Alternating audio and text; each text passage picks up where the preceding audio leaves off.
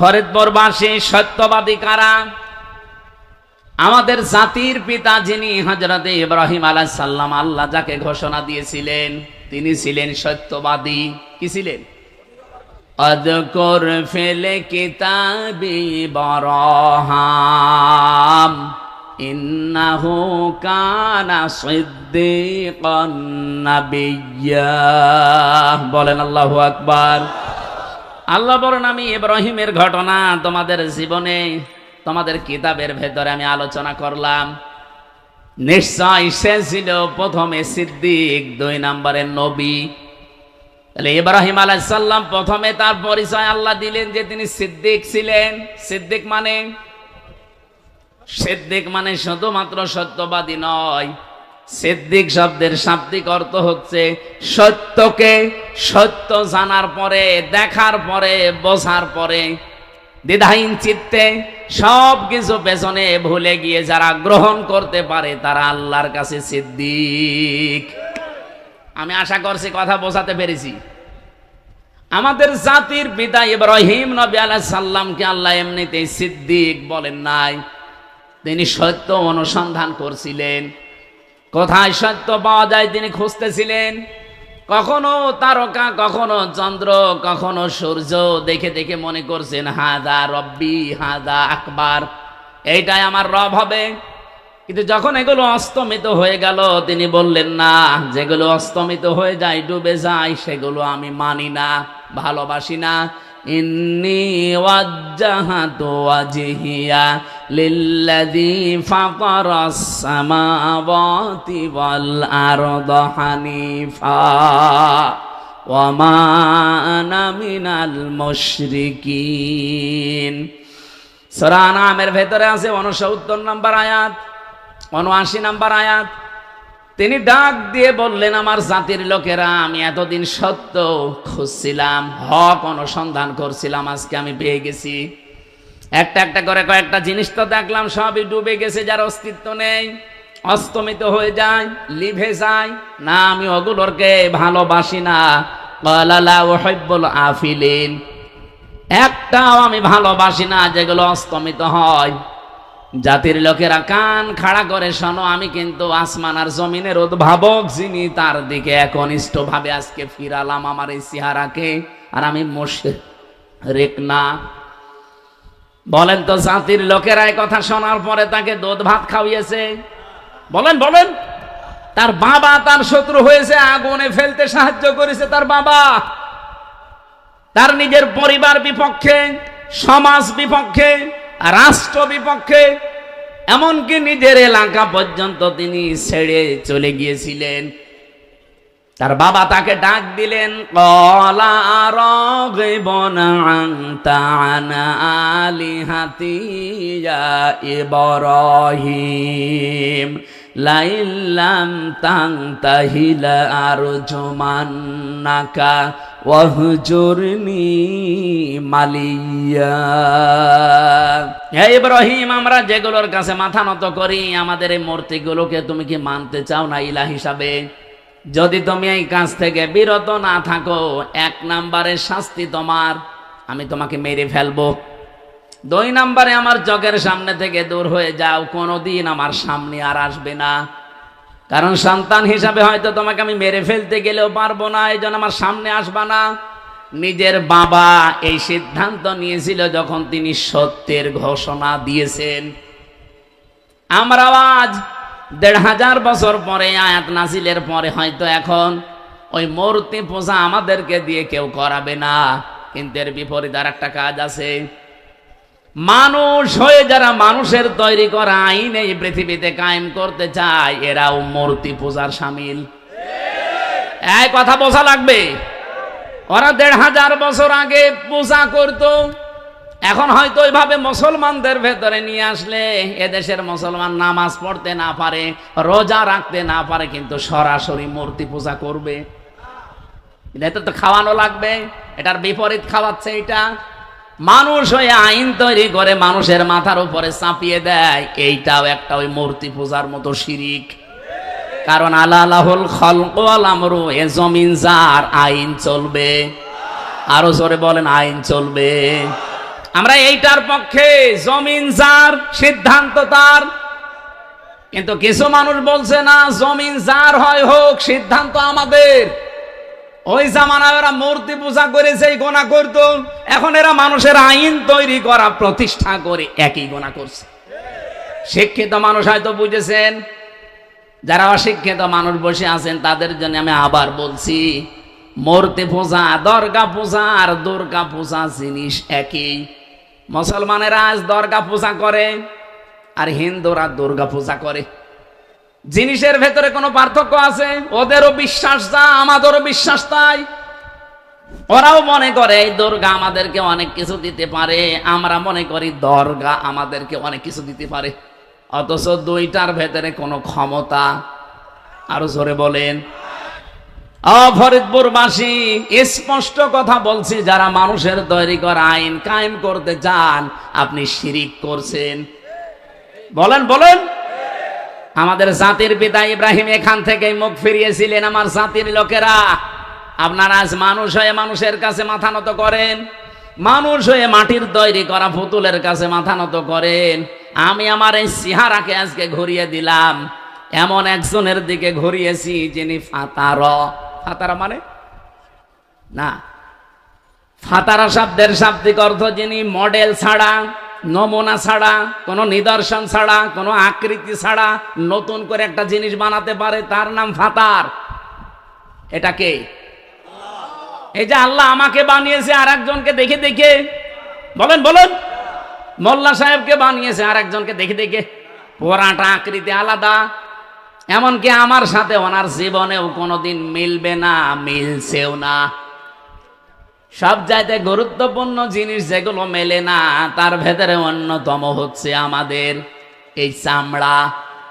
৯৭৬৮ প্রকার চামড়া আমার শরীরে আছে। আমার চামড়া আর মোল্লা সাহেবের চামড়া যদিও মনে হচ্ছে একরকম। আপনি যদি মনে করেন আমার চামড়া কেটে গেছে, মোল্লা সাহেবের চামড়া এনে লাগিয়ে দেবেন, জীবনে লাগবে না, পছন্দ ধরবে। কি কথা বোঝেন? আপনি লেগিয়ে দেখেন, ৯৭৬৮ প্রকার চামড়া পেয়েছে বিজ্ঞান ৩.৫ হাত বডিতে। একটা চামড়া আর এক জায়গায় লাগিয়ে দেবেন, কারো না লাগা তো দূরের কথা, আরো পছন্দ হয়ে যাবে, নষ্ট হয়ে যাবে। চামড়া যদি ভালো করতে হয়, একটাই বুদ্ধি আছে, আমার শরীরের কোন চামড়া ওখানে লাগানো লাগবে। এটার দ্বারা একটা শিক্ষা আমি পেয়েছি। ওয়ালা তাসিরু ওয়াসিরাতু বিজরা উখরা, আয়াতের ব্যাখ্যায় পাবেন আল্লাহ বলেন, কেউ কারো বোঝা কিয়ামতের দিন বহন করবে না। কুল্লু নাফসিন বিমা কাসাবাত রহিনা, যে যেই ধরনের কাজ করে কিয়ামতের দিন তার জন্য ওই পুরস্কারই দেওয়া হবে। এখান থেকে আমি একটা শিক্ষা যেটা বললাম, কেউ কারো বোঝা যখন বহন করছে না, তার প্রমাণ এই চামড়াটা। আমার চামড়া মোল্লা ভাইয়ের চামড়ার সাথে মেলে না। আর কিয়ামতের দিন উনি আমাকে দুনিয়াতে বোঝা যে হামজা চিন্তা নেই, কিয়ামতে আমি পার করে দেব। আর আমি বিশ্বাস করে বসে আছি যে বাবা আছে, চিন্তা নেই। এটা ডাহা মিথ্যা কথা। আমার চামড়ায় ওনার সাথে মেলছে না, আমার পাপের বোঝা উনি বহন করবে। উনি বোঝায় আর আমি বুঝে ফেলি। উনি একটা ভণ্ড আর আমি একটা পাগল। এরকম ভণ্ড পাগল এই জেলায় নেই, সারা বাংলাদেশে এই জেলায় বেশি। এই ভণ্ড হওয়া যাবে না, পাগলও হওয়া যাবে না। কথা বলুন না কেন? কোন ভণ্ডকে, কোন পাগলকে আল্লাহ জান্নাতে দেবে না। আপনাকে সচেতন হওয়া লাগবে। আমার ভাইরা, আমি যে কথা তুলেছিলাম, মহান রব্বুল ইজ্জাত ওয়াল জালাল যাকে জাতির পিতা ঘোষণা দিয়েছেন, একটা দুইটা দিন না, তাকে 50টা পরীক্ষার পরে ঘোষণা দিয়েছেন। তিনি এই সত্য অনুসন্ধান করতে করতে যখন পেয়ে গেলেন, অনেক কিছু তার ছাড় দেওয়া লেগেছে এই সত্যকে গ্রহণ করতে গিয়ে। তারপরে তিনি সিদ্দিক হয়েছিলেন। আর আমাদের বাংলাদেশের মানুষকে আমরা চোখে আঙ্গুল দিয়ে সত্য কোনটা দেখিয়ে দিলেও তারা মানতে চায় না। আপনি কিসের সিদ্দিক? কিয়ামতের দিন যে 4 কাতার আল্লাহ প্রথমে তৈরি করবে, মিনান নাবিয়্যিনা ওয়াস সিদ্দিকিনা ওয়াস শুহাদাই ওয়াস সালিহিন। প্রথমে আল্লাহ কাতার বানাবেন নবীদের, এ কাতারে অন্য কেউ উঠতে পারবে না, শুধু নবীরা থাকবে। দ্বিতীয় কাতারে আল্লাহ বলেন সিদ্দিক যারা, সত্যকে সত্য জানার পরে, বোঝার পরে যারা চিন্তা ছাড়া, প্রশ্ন ছাড়া দ্বিধাহীন চিত্তে মেনে নিয়েছে, এরা হচ্ছে কিয়ামতে কাতারে উঠবে। এর ভেতরে প্রথমেই থাকবে যিনি আমাদের হযরতে আবু বকর সিদ্দিক রাদিয়াল্লাহু তাআলা আনহু। কেন তিনি সিদ্দিক হয়েছিলেন? আপনারা ইতিহাস পড়েছেন। বিশ্বনবী মেরাজ থেকে এসেছেন, আবু জেহেল পর্যন্ত ঠাট্টা করছিল মেরাজের এই কাহিনী শোনার পর। হযরতে আবু বকর শোনার পরে ঠাট্টা না, তিনি একবারেই বিশ্বাস করে নিয়েছেন। নবীজি বললেন, আবু বকর, মেরাজের কথা বলতে গিয়ে আল্লাহ নিজে আশ্চর্য হয়ে গেছেন। সুবহানাল্লাযী আসরা বিআবদিহি লাইলাম মিনাল মাসজিদিল হারাম ইলা আখিরি আয়াত। সারা জীবনে আয়াত পড়েছেন, কোনদিন ভেবেছেন আল্লাহ আয়াত শুরু করলেন কি দিয়ে? সুবহান। আমরা কোনো আশ্চর্য জিনিস দেখলে কি বলি? বলেন বলেন। আল্লাহ নিজে আশ্চর্য হয়ে গেছেন, তিনি নিজে আশ্চর্য হয়ে বলছেন সুবহানাল্লাযী। তার মানে এমন কঠিন কাহিনী আল্লাহ নিজে আশ্চর্য হয়ে বর্ণনা করছেন। 27টা বছর নাকি পার হয়ে গেছে, এখনো পর্যন্ত শিকল দুলতেছে। 27 বছর পার হয়ে গেছে, এখনো পর্যন্ত অজুর পানি গড়িয়ে যাচ্ছে। 27 বছর পার হয়ে গেছে, এখনো বিছানা গরম আছে। এটা আশ্চর্য না? নবীজি কথা যখন বললেন, বিশ্বাস করা দূরের কথা, আবু জেহেল একবারেই বলছে এবার সুযোগ পেয়েছি। কিন্তু আবু বকর সিদ্দিক এমনি হয়নি। বিশ্বাস করার পরে তিনি বললেন, হ্যাঁ নবী, শুনলাম আপনার নাকি মেরাজ হয়ে গেছে। নবীজি বললেন, হ্যাঁ। তুমি বিশ্বাস করো না?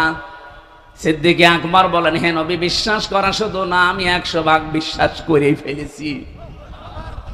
আপনি সারা জীবন নদীর পানি এদিকে চলে আমি দেখতে পাচ্ছি, হঠাৎ করে যদি বলেন বকর পানি চলছে এইদিকে, আমি 1 সেকেন্ডও কোনোদিন দেরি করব না বিশ্বাস করতে। কারণ আপনার জীবনে আমরা 20 বছরের বন্ধুত্ব, কোনোদিন আপনার জীবন আমি মিথ্যা কথা পাইনি। নবীজি বললেন, আবু বকর, এত বড় কঠিন কথা তুমি বিনা প্রশ্নে বিশ্বাস করে ফেললে। আজকে তোমারে আমি আর খালি হাতে ফেরত দেব না। আজকে তোমার নামের সাথে একটা লকব লাগিয়ে দিলাম। তুমি এখন থেকে শুধু আবু বকর না, তুমি এখন থেকে আবু বকর সিদ্দিক। এই সত্যকে সত্য জানার পরে, বোঝার পরে যারা আবু জেহেলের মতো অ্যাবাউট টান দেয় না, যারা মেনে নেওয়ার সিদ্ধান্ত নিতে পারে আবু বকরের মতো, তারা হচ্ছে কি? আরো জোরে বলেন।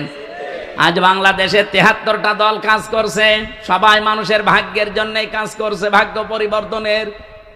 আপনার দৃষ্টিতে, আপনার বিবেকে কি বলে? সত্যকে সত্য জানার পরে আপনি গ্রহণ করবেন। এখন কিয়ামতের দিন ওই সিদ্দিকদের কাতারে আপনাকে আল্লাহ দাঁড় করিয়ে দেবে। আর সত্যকে সত্য জানার পরে যদি অ্যাবাউট টান করেন, এই যে ইহুদি খ্রিস্টানরা যেটা করেছে, প্রতিদিন আমরা যারা ফরজ নামাজও পড়ি কমপক্ষে 17 বার এই বরদোয়া ইহুদি আর খ্রিস্টানদেরকে আমরা দেই। গায়রিল মাগদুবি আলাইহিম, বলেন বলেন, গায়রিল মাগদুবি আলাইহিম ওয়ালাদ-দাল্লিন। এখানে 2টা জাতির কথা আছে, একটা ইহুদি আর একটা খ্রিস্টান। একদল হচ্ছে অভিশপ্ত আর একটা পথভ্রষ্ট। প্রতিদিন আমরা সারা পৃথিবীর ইহুদি খ্রিস্টানদেরকে এই 2টা বরদোয়া দিতে আসি, 1 বার 2 বার না, 17 বার। কি করেছিল তারা? তাদের তাওরাতে, তাদের ইনজিলে আমার নবীর বর্ণনা ছিল। এই সত্যকে সত্য জানার পরে ওরা মানে নাই, হিংসা করে আর অহংকার করে। এই কথা বলেন না কেন? বাংলাদেশেও বহু মুসলমান আজ সত্যকে সত্য জানার পরও মানতে চায় না, হয় হিংসা করে না অহংকার করে। অহংকার হচ্ছে না, এরা 71-এর অপরাধী, এরা 47-এর অপরাধী। আরে ভাই, আপনি 71, 52, 47 তুলে নিয়ে আসেন, সব সময় 24 নিয়ে আসতে পারেন না। কথা বলুন। 24-এর কথা আপনার মুখে শোনা যায় না, শুধু 71। আর 71-এ যদি অপরাধী বলে তাদেরকে আপনি সামিল করতে চান, প্রমাণ করতে চান, এর আগে যারা দায়িত্বে ছিল, বঙ্গবন্ধু ছিল দায়িত্বে, শহীদ জিয়াউর রহমান ছিল দায়িত্বে, এই মানুষগুলো তো ছিল ওই সময়। ওই তখন তো তারা কিছু বলে নাই। হঠাৎ করে 54 বছর পরে আপনাকে কোন পাগলা কুত্তায় কামড় দিয়েছে বলেন? আপনি তো আন্দাজে এই দোষটা চাপিয়ে তাদেরকে জাতির সামনে কালার করতে চান। এই জাতি এখন আর ডাইল খায় না, কারণ ডাইলের রাস্তা বন্ধ হয়ে গেছে। যারা ডাইল পাঠায় তো তাদের রাস্তা বন্ধ। কি তাদের রাস্তা বন্ধ না? এই দেশ থেকে কত ভালো ভালো জিনিস পাচার হয়ে চলে যেত। ওই যে পুলিশ আছে, যে কানে কানে জিজ্ঞাসা করেন, এই দেশ থেকে সোনা রূপা তামা এগুলো সব পাচার হয়ে যেত, আর আসতো দাদাদের কাছ থেকে ডাল, তাও মসুরের ডাল না, কি ডাল, ফ্যান্সি ডাল। বাবা আসতে, এখন বাবা ইয়া বাবা। এখন যেহেতু এগুলো আসে না, এ জাতি এখন আর মাতাল নেই, এখন এরা সচেতন। এখন আর ওই 71, এখন আর ওই 52, এখন আর 47 দেশের মানুষ খেতে চায় না, এখন খেতে চায় 24। আগামী দেশ চলবে 24 অনুযায়ী। এই কথা বলেন না কেন? আমরা এতদিন দেখেছি, কালকে 2টা ভিডিও দেখলাম, এতদিন দেখতাম রাজাকার মানে এরকম দাড়ি থাকবে, এরকম পাঞ্জাবি থাকবে, টুপি থাকবে। কই রাজাকারের ভিডিও দেখলাম, একটার মুখেও দাড়ি নেই। এখানে রাজাকার লেখা আছে অলরেডি, RAZAKAR, এই নেম প্লেট দিয়ে লেখা আছে। মাথায় প্রশাসনের মতো টুপি দেওয়া, গায়ে শার্ট প্যান্ট পরা, আর মুখে একটা দাড়িও নেই, শুধু জেনারেল ওসমানের মতো গোপ। রাজাকার বলতেই যদি এদেরকে বোঝাতে, ওইগুলো কি?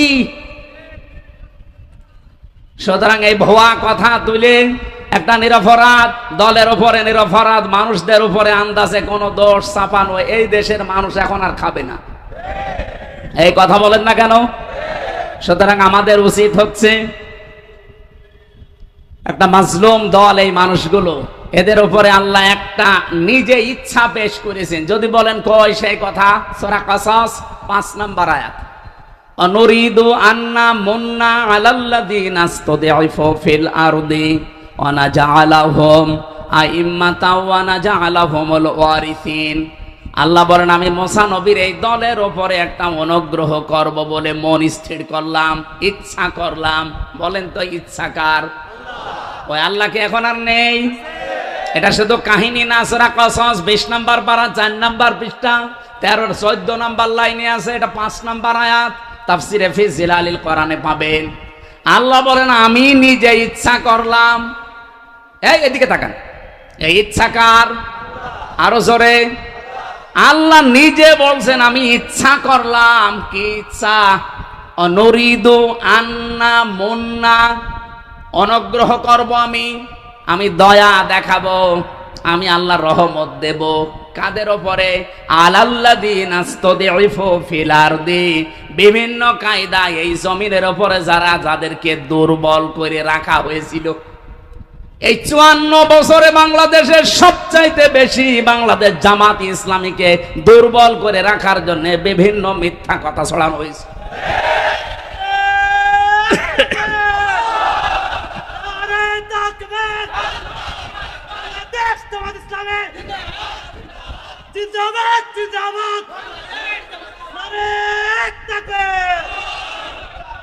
আমি কোরআনের আয়াত পড়ার পরে আমার মনে হয় মিলে যায়, আর অনেকে খুঁজেই পায় না। এই খাপের খাপ মমতাজের বাপ মিলে যাচ্ছে না।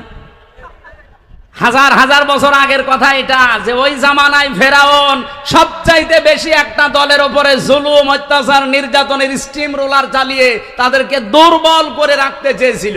আল্লাহ বলেন, না, আমি একটু ইচ্ছা করলাম, এদেরকে আমি জমিনের নেতা বানাবো আর জমিনের শাসন ক্ষমতা তুলে দেব।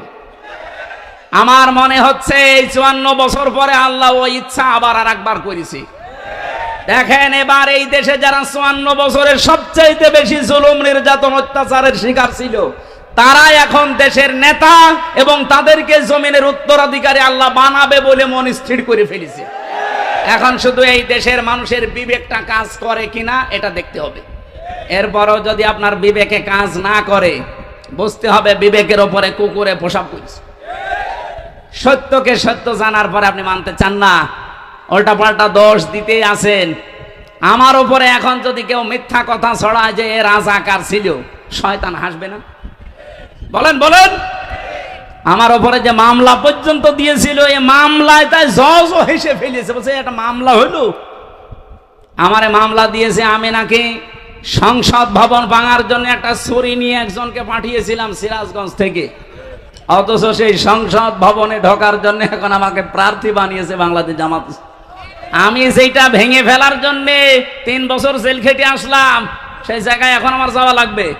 এই শয়তান বিশ্বাস করে। ওরা দ্বিতীয় মামলা দিয়েছিল, আমি নাকি আনসারুল্লাহ বাংলা টিমের প্রধান। ও সাতাশে কি আমি আজ পর্যন্ত জানি না।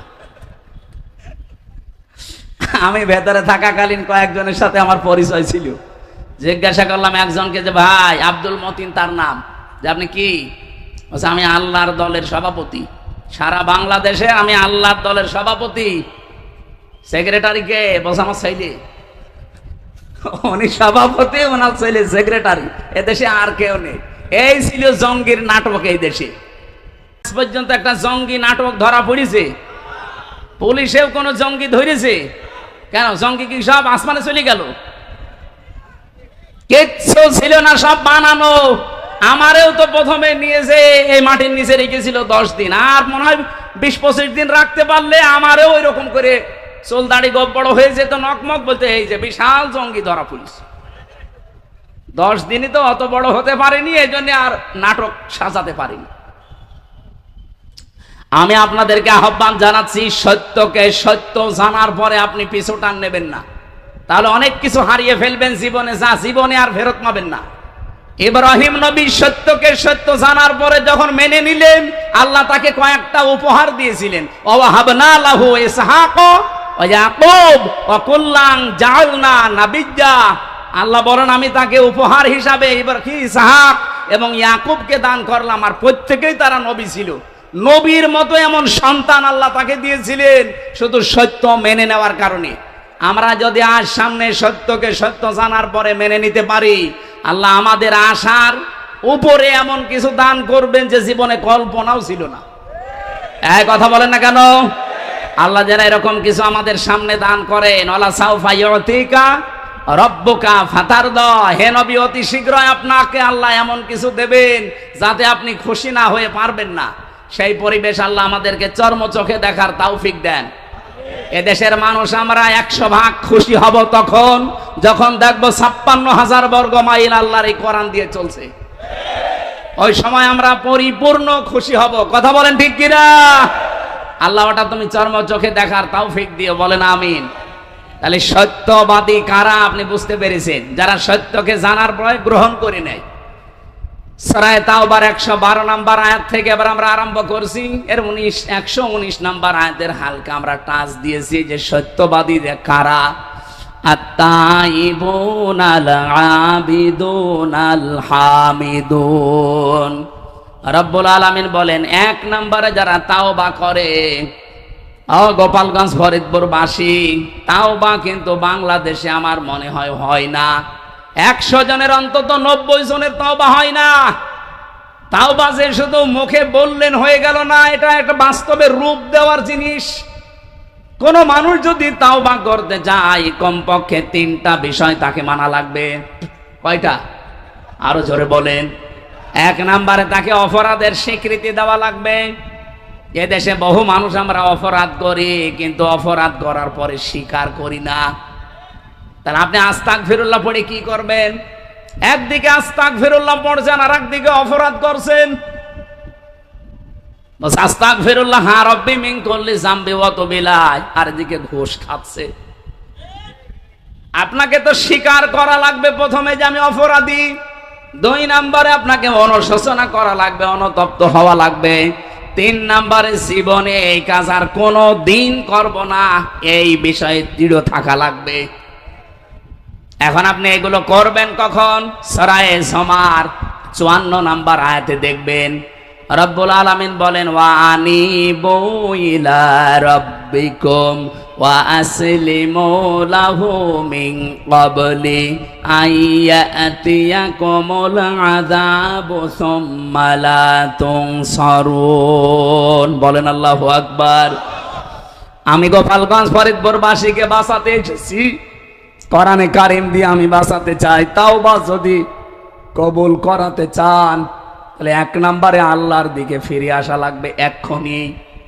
2 নম্বরে আল্লাহর বিধান এখন থেকে যেইটা সামনে আসবে, ওয়াসলিমু লাহু, আমি আত্মসমর্পণ করে ফেললাম, আমার নিজের ইচ্ছা বলতে আর কিছু নেই। এই 2টা শর্ত যখন আপনি মানবেন, কখন মানবেন?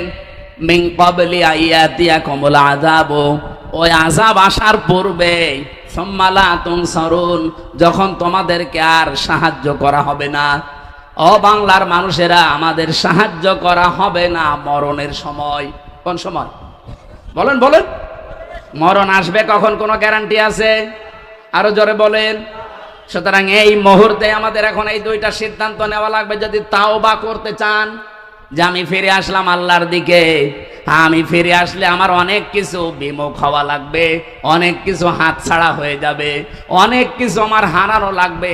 যাক, হযরতে আব্দুল্লাহ, যার নাম আব্দুল উজ্জা বলা হয়, এই লোকটা ফিরে আসতে গিয়ে, আল্লাহর দিকে ঈমান আনতে গিয়ে নিজের পরনের লুঙ্গি পর্যন্ত সাথে রাখতে পারেন নাই। তিনি যদি ফিরে আসতে গিয়ে লুঙ্গি পর্যন্ত হারিয়ে ফেলেন, আমরা আজ আল্লাহর দিকে যদি ফিরে আসতে চাই তাওবার মাধ্যমে, বলেন তো যদি কিছু ছাড়া লাগে রাজি আছেন? আরো জোরে বলেন, রাজি আছেন? হয়তো বাবা মা নারাজ হয়ে যাবে, যাক, কারণ আমি মরে গেলেও বাবা মারার কোনো কাজ নেই। এই জমিনে দিন এখনো পর্যন্ত কায়েম হয়নি। এই দিনকে কায়েম করতে গিয়ে সব এক হওয়া লাগবে। আর এই জায়গায় কোনো ফতোয়াবাজি কেউ করবেন না।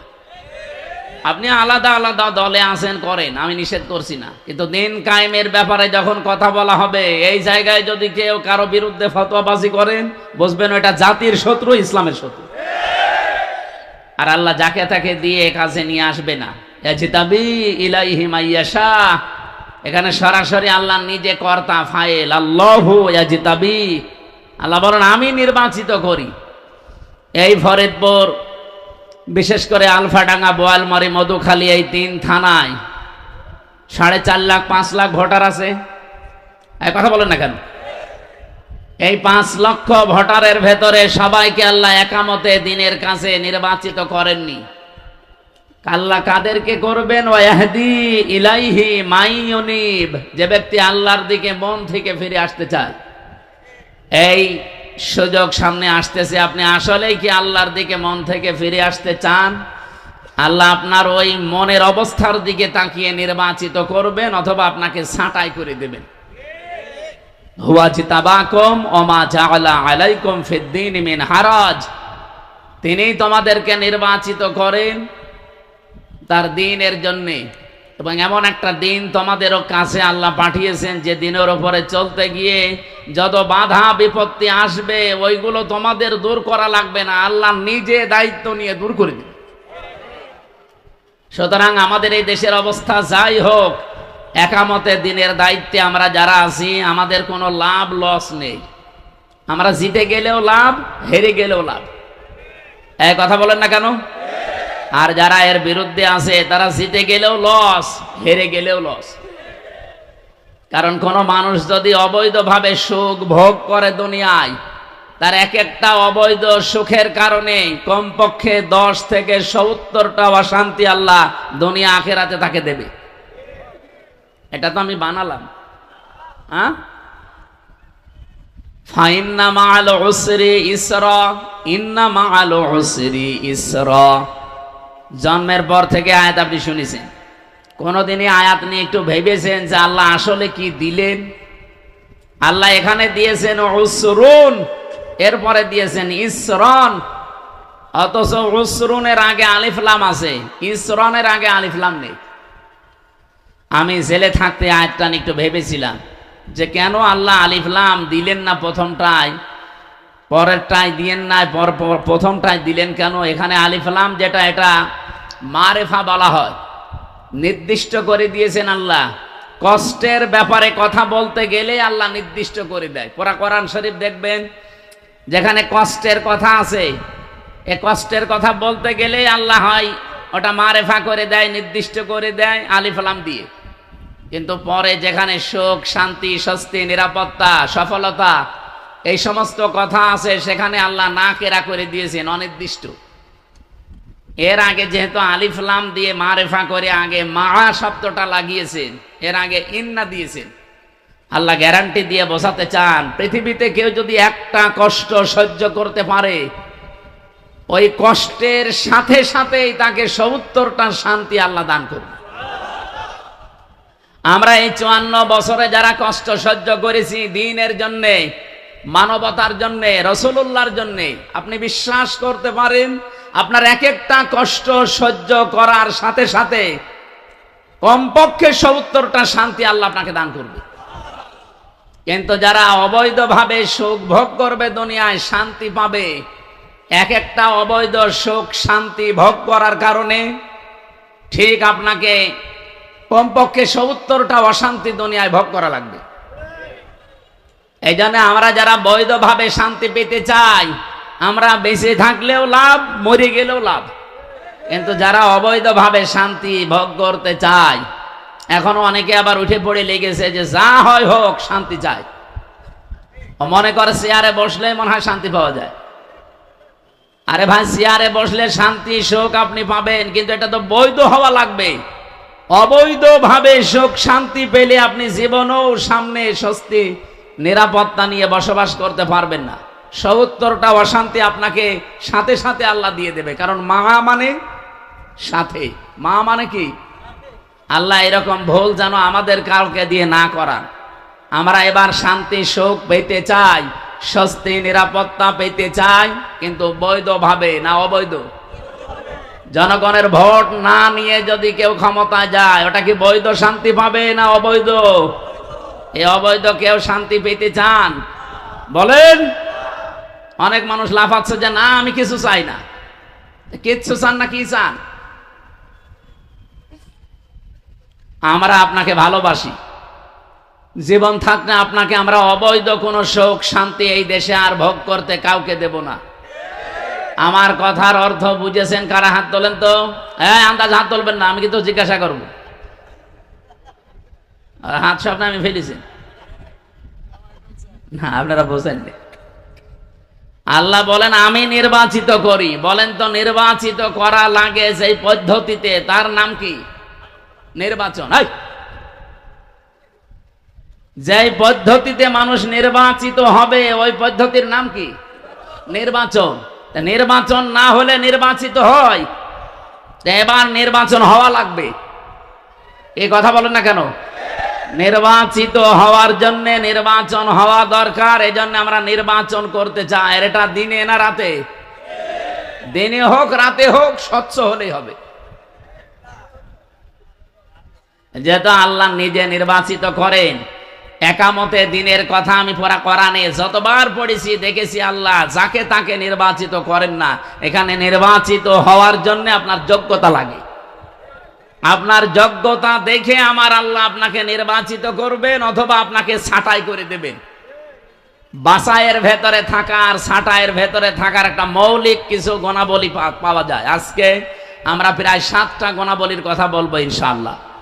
আমরা দেখবো আসলে আমরা এর ভেতরে আছি কিনা। তাহলে আপনি আল্লাহর বাছাইয়ের ভেতরে, নির্বাচিত হওয়ার ভেতরে আসবেন। আর যদি এগুলো আপনার জীবনে না থাকে, আপনি বিশ্বাস করবেন যে আপনি আল্লাহর বাছাইয়ে নেই, নির্বাচিত ভেতরে নেই, আপনি অনির্বাচিত অথবা ছাঁটাইয়ের ভেতরে পড়ে গেছেন।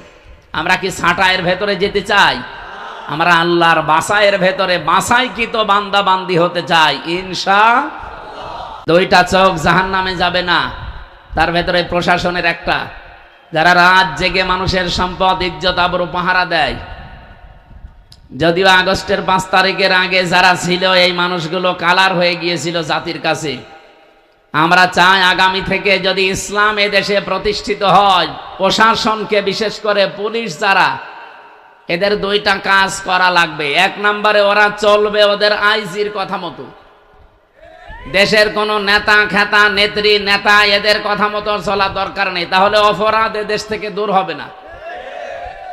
বাংলাদেশ প্রশাসন যদি চায় একদিনেই বাংলাদেশ জান্নাত করে ফেলতে পারে, যদি কোনো নেতা খেতা নেত্রীর কথা না শুনে ওদের আইজির কথা মতো চলে। এজন্য ওদের বিভাগটা আলাদা করে দেওয়া লাগবে সামনে। কারণ প্রশাসনের পুলিশ বিভাগ এটা পৃথিবীর, এই যে আমরা এটা তৈরি করিনি, এটা বানিয়েছে হযরত ওমর। সুবহানাল্লাহ বলতে পারেন না? এই বিভাগটা বানিয়েছে কে? হযরত ওমর ফারুক রাদিয়াল্লাহু তাআলা আনহু। 2 নম্বরে আমি বারবার বলি, এবং আমি যদি সামনে ইসলাম ক্ষমতায় যেতে পারে সর্বপ্রথম এই কাজগুলো করা হবে ইনশাআল্লাহ। তাদের 8 ঘন্টা ডিউটি। বাংলাদেশে যেখানেই চাকরি করেন ডিউটি কয় ঘন্টা? বলেন বলেন, আরো জোরে বলেন। বাংলাদেশে শুধু পুলিশ যারা, এদের কোনো ডিউটি নেই, এদের 24 ঘন্টায় ডিউটি। তো কেমন চাকরি যে ডিউটি 24 ঘন্টা করা লাগবে? এই জন্য আমরা চাই এই দেশে যদি 8 ঘন্টার পরে কোনো পুলিশ ডিউটি করে তার ওভার টাইমের জন্য টাকা দেওয়া লাগবে। কি এইটা ন্যায়সঙ্গত না? সব জায়গায় যদি বৈষম্য দূর হয় তো এই জায়গায়ও বৈষম্য দূর করা লাগবে। আমি গত পরশুদিন মনে হয় আমাদের খুলনা রেঞ্জের যিনি ডিআইজি আছেন রেজাউল হক হাফিজাহুল্লাহ, আল্লাহরে বান্দা কল দিয়েছিল। আমি কথা বলছিলাম যে স্যার আপনার প্রশাসনে অন্তত সামনে আপনারা এই ব্যবস্থা করবেন যে 8 ঘন্টা ডিউটির পরে যারা অতিরিক্ত কাজ করবে, ডিউটি করবে, তাদের ওভার টাইম হিসাবে ওই হিসাব করে তাদের টাকা দেওয়া লাগবে। তাহলে অন্তত বাম হাতের ইনকাম কমে যাবে। এটা বলা মনে হয় ঠিক হইল না? না, অনেকে এই বাম হাতের ইনকাম করে এই বাধ্য হয়ে, তারা আর বাধ্য হবে না। 8 ঘন্টার পরে যদি আরো 4-5 ঘন্টা করে ডিউটি করে তারা ওভার টাইম হিসাবে যে টাকাটা পাবে তখন আর বাম হাতের ইনকাম করা লাগবে না। এই উদ্যোগগুলো ভালো না? আর এগুলো নেওয়া সম্ভব তখন যখন ইসলাম আসবে, তাছাড়া সম্ভব না। আমান হাকামা বিহি আদালা, কারণ কোরআন বিচার ফায়সালায় গেলে সেখানে ন্যায় বিচার কায়েম হয়। আর 54 বছর দেশে কোরআন আমরা বিচার ব্যবস্থায় নিয়ে যেতে পারি নাই, এই জন্য ন্যায় বিচারের তুলনায় অবিচার বেশি হয়েছে। আগামীতে আমরা কোরআনের ন্যায় বিচার দেখতে চাই না। কারা চান দেখি তো? লিল্লাহে তাকবীর। এই পুলিশ হাত তুলেছে? তোলে না? হ্যাঁ তুলেছে। তুলবে না মানে ওদের 8 ঘন্টার পরে ডিউটি করলে সরকারের টাকা দেওয়া লাগবে। ওদের যে কষ্ট, ওদের কাছ থেকে আমি দেখেছি 24 ঘন্টা ডিউটি করা লাগে। টয়লেটে বসে আছে, যদি বাঁশি দেয় ওই অবস্থায় মনে হয় পানি বাঁধ দিয়ে দৌড়ায়। এই কঠিন পরিশ্রম, এই কঠিন কাজ, এই জন্যই নবীজি তাদের এই চোখকে জাহান্নামে যাবে না বলে ঘোষণা দিয়েছে, যারা জান মাল ইজ্জত আবরু পাহারা দেয় রাতের বেলা। 2 নম্বরে যারা মানুষ নিজের অপরাধ গোনার কথা স্মরণ করে রাতের বেলায় কাঁদে। আল্লাহ আমাদেরকে এই 2 নম্বরে হওয়ার তৌফিক দেন, বলেন আমিন।